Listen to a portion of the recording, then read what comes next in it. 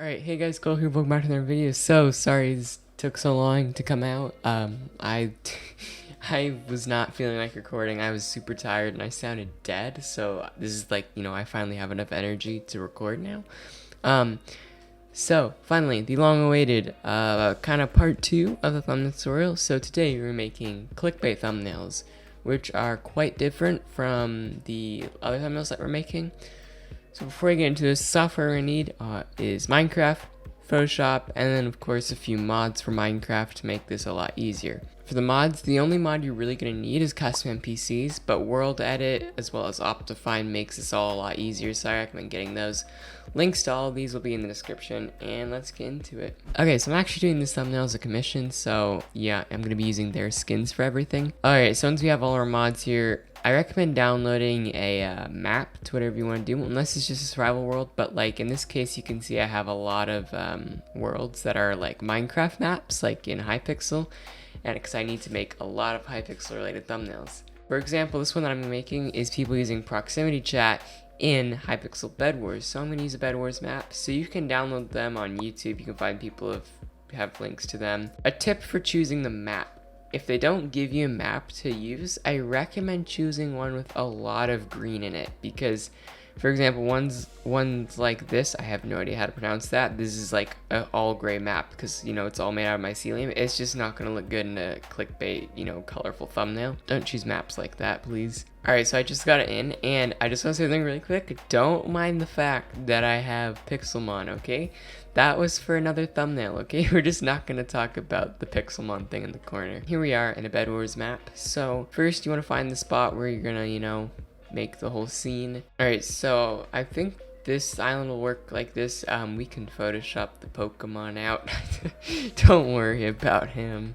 Alright, so first thing we want to do is to, start making the scene is we're going to get an NPC wand. So we just go over here, custom NPCs, tools. I've got some other mods here, just don't mind these.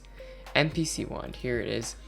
So this you can use to create your characters, of course. And I always like to, cover the bed because it just looks more normal instead of like, a staged thumbnail. Okay, so now I'm going to put my character here. All you have to do is right click on the block there and it'll spawn there.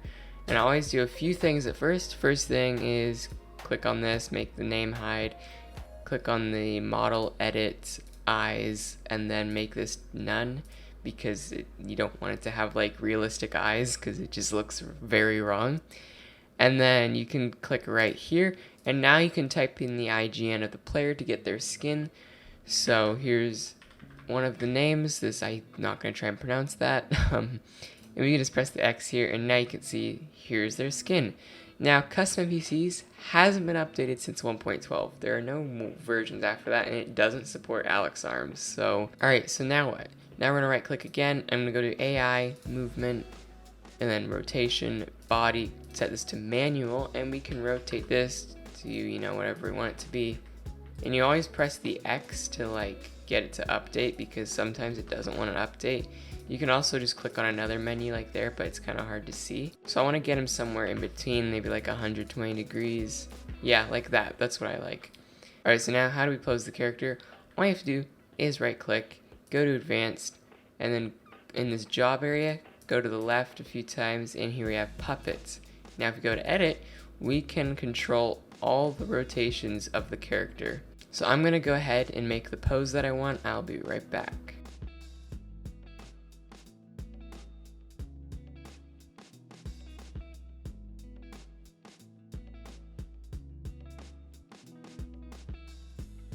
Alright, so I've just made this pose here, making him crouch and he's waving because the commissioner wants me to kind of have all the characters kind of look like they're talking to each other, because it's proximity chat. That's what you do. And what I'm going to do is I'm actually going to put 2 players on each team just so I can, make this more compact, because see, a lot of people who, make the scenes like really far away, and you have to actually zoom in or look really close at your screen to tell what's happening in the thumbnail. You don't want that. You got to make everything kind of compact, which can be difficult at first. It takes a lot of work to, figure out how to stage your thumbnails correctly, but you'll get it eventually. Alright, so now you have kind of the basic idea of how to set up the scene, so I'm just going to quickly, finish setting this up, and I'll move on to the next step.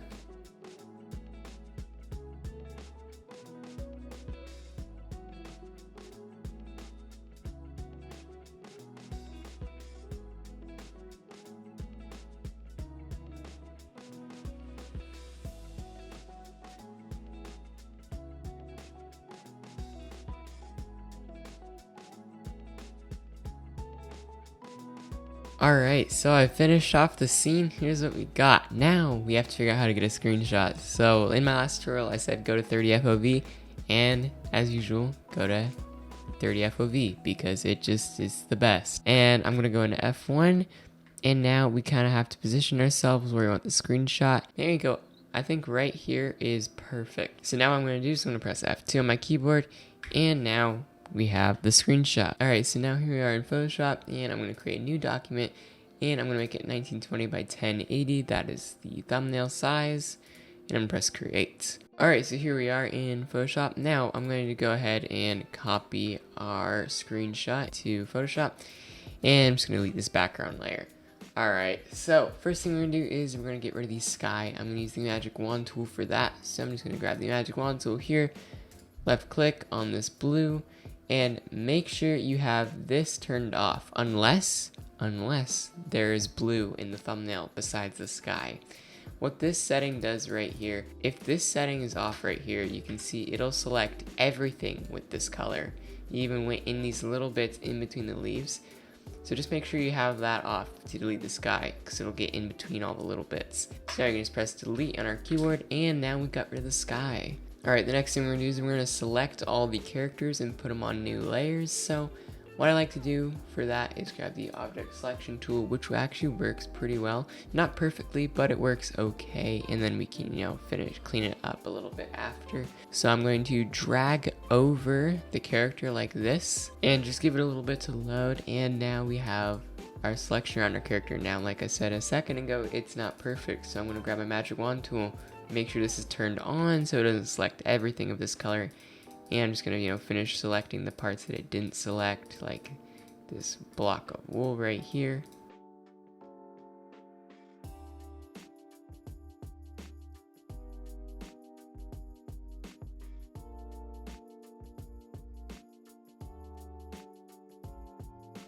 Alright, so here's our selection. Now I'm just going to go Control C, Control V, and if we hide this layer, you can see we have our character on a new layer. Alright, now I'm just going to go ahead and do that for the rest of the characters, and I'll see you in a bit. Alright, so I'm almost done selecting this character, as you can see here, and you can see here the iron armor really blends in with the cobblestone. So, and the magic wand tool is not going to fix that because it tries to select things of the same color, so it's really going to mess that up. So how can we fix this? So because I almost have the entire thing selected, I'm just going to copy and paste onto a new layer, hide this layer, and I'm going to erase the parts that it selected that aren't actually meant to be part of this. So I'm just going to go with my pen tool like this around here, make a selection, press OK, and delete that garbage. And then to get the stuff that we actually need, I'm just going to select around the legs separately like this.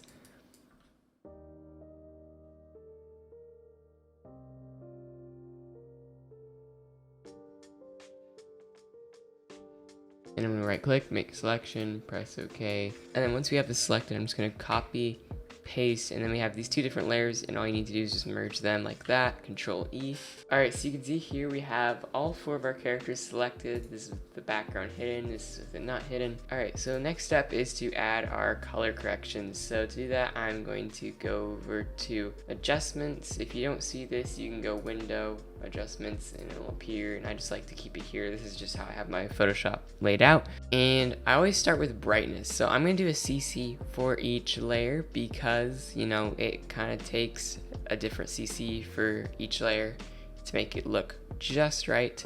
So clickbait thumbnails are usually very bright and overly vibrant, and that's kind of what we're going for here. So let's take our brightness and contrast, and I'm going to hold down Alt and put our cursor in between the layers, and I'm going to click right here. So now it only affects the layer under it. That is called a clipping mask. And I'm just going to start by increasing the brightness, and you can see the brightness on our character is going up. To me, 80 to 100 looks pretty good, so I'll just leave it here. And then I'm going to add a vibrance, press Alt again, move it so it only affects this layer. And then I'm going to increase the saturation along with the vibrance. Now, sometimes you can just copy this, paste it, and then, test it on another layer to see if it looks good. In this case, I think it looks pretty good on this character as well. Do that again. I think it looks okay on this character. I think this one needs a little more brightness, so I'm just gonna up that to maybe there. And then I'm gonna paste it onto our yellow character over here. And on this one, I think I'm gonna increase the vibrance a little bit more, maybe about that. And then I'm gonna put it on the background, and the background takes a little bit more work to make it look correct. For example, this grass here, this is not satisfying. This grass along with these leaves are not satisfying to look at. How do we fix that? So I'm going to turn off this here with our magic wand tool, make our tolerance a little bit higher, and I'm going to select the grass and the leaves so we can do a color correction to those to make it all green.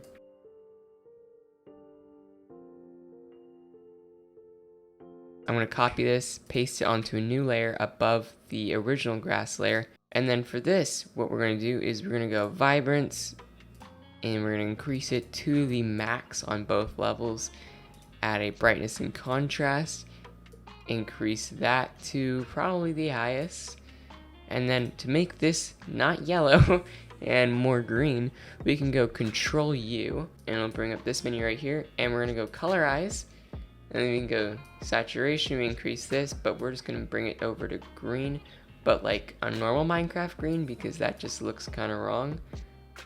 So maybe right here, I think that looks like just really overly saturated Minecraft.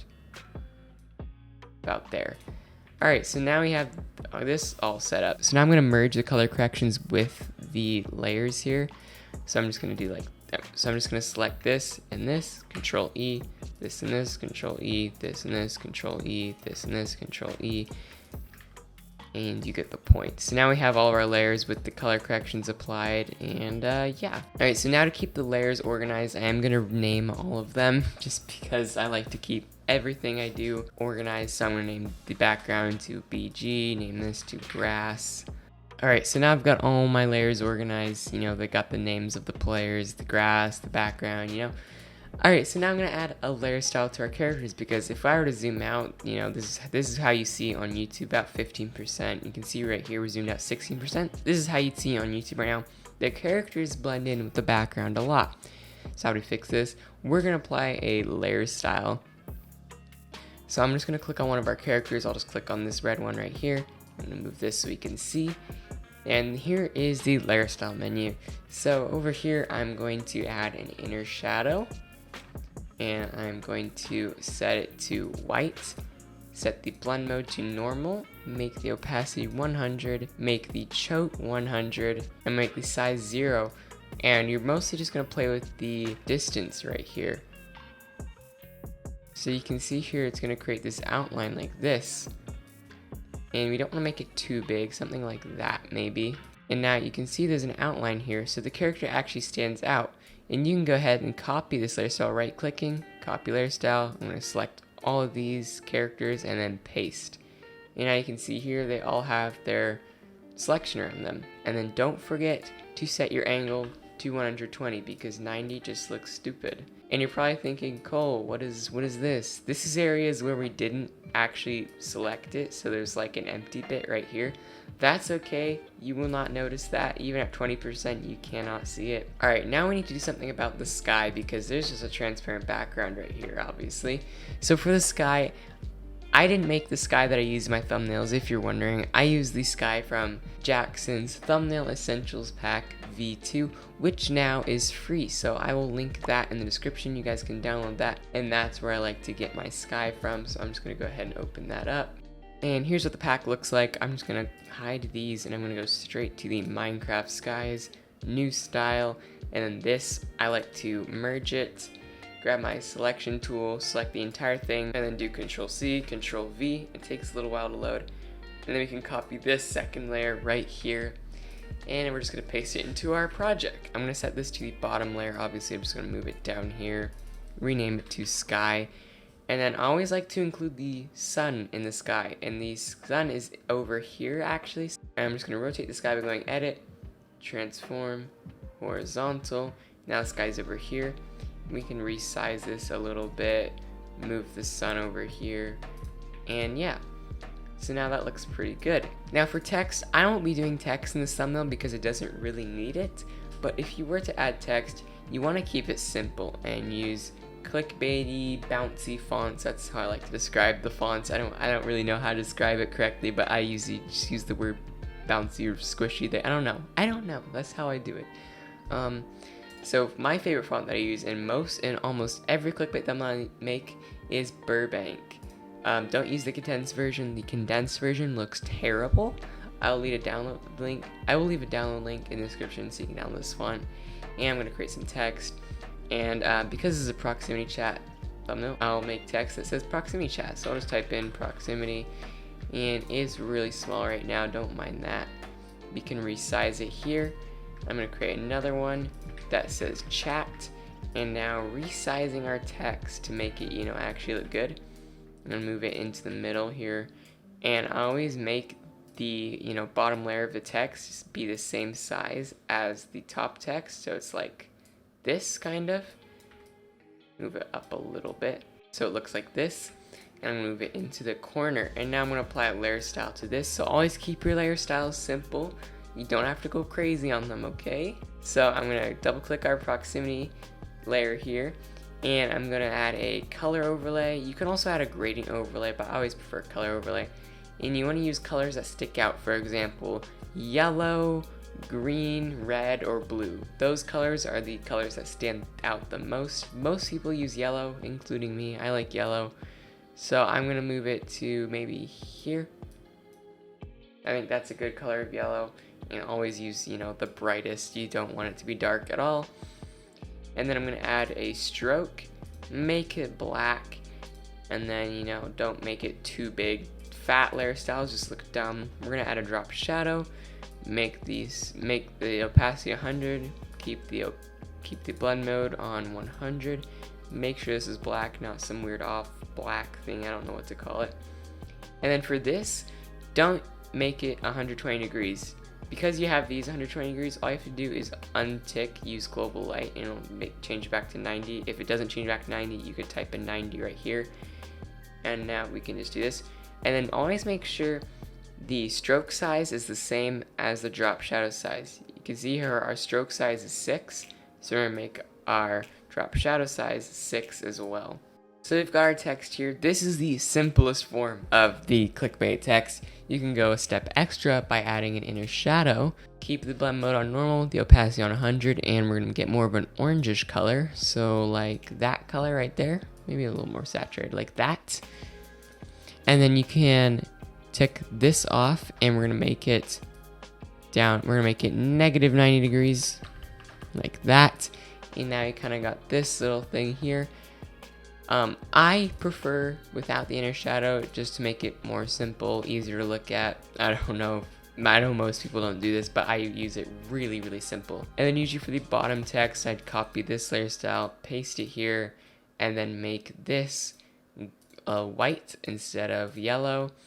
And then just increase the stroke to maybe 10, drop shadow to 10. And now we have our text right here. So now we're going to make it just a little bit better by rasterizing. So we're just going to right click, press rasterize type. And then we're just going to do this one by one. So I'm going to select our proximity text, go to edit, transform, warp, and then I'm going to go arc, make it about 3. I almost always use 3 degrees. I'm going to press the check mark and do the exact same thing on the other text. And now we have our text looking like that.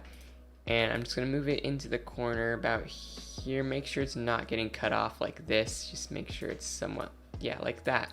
Move it down just a tad like that. And then one last thing is to merge the layers and then add another layer style and make it a drop shadow. But don't make the opacity 100. Make it more like a 40 to 50. And then I'm going to make the size a lot lower. Make the distance 0, and then just increase the size like that. So it's kind of just looks like this. All right, now next off, I'm gonna add what I and some other people call drawn lines. I'm not sure what the actual term would be for it, but drawn lines is what most people call it. And basically, these little lines that are used as highlights, and a lot of people have no idea how you do this, so I'm going to hide the text, and I'll start with our character over here. I'm going to create a new layer, and I'm going to call it lines, and I'm going to grab our brush tool and set it to hard round pressure size and make the size 3 to 5. I usually use 3 when the characters are this small. And I'm going to grab our pen tool, make sure your color is set to white, and I'm just going to draw over parts like this. So I'm going to click right here, and I usually like to use these kind of corner things here, and I'm just going to click right here, and then I'm going to go right click, stroke path, use our brush, make sure simulate pressure is on. I'm going to press OK. And it created this tiny highlight here. It's a small detail, and then of course if you think it's too small, you can increase the brush size to like 5. So I'm just going to do that because I do think it is pretty small actually. Right click, stroke path, press OK, and there we have that little line there. So yeah, it is tedious, but it looks really nice and clean, so I'm just going to go ahead and add that really quick to all of the areas where it should be. Alright, so I finished adding our highlights, and that's what they look like. I think they look pretty good. Let's put our chat thing back. Alright, and the last things are kind of just the finishing touches. For example, starburst, some highlights all over the place. And so yeah, I'm going to add those really quick. To add highlights, put a new layer under all the characters. Make sure it's only above the background and the sky. And I'm going to make it so it only affects the background by making a clipping mask. Go to our brush tool, make the size a lot bigger. Like a lot bigger. Make your brush size like 500, like this, maybe a little bit bigger, 700. And then I'm just going to make sure it's on soft round pressure size, or just any soft round brush. And I'm just going to kind of dot random places on the background like this, and then just set your blend mode to overlay, decrease the opacity just a little bit.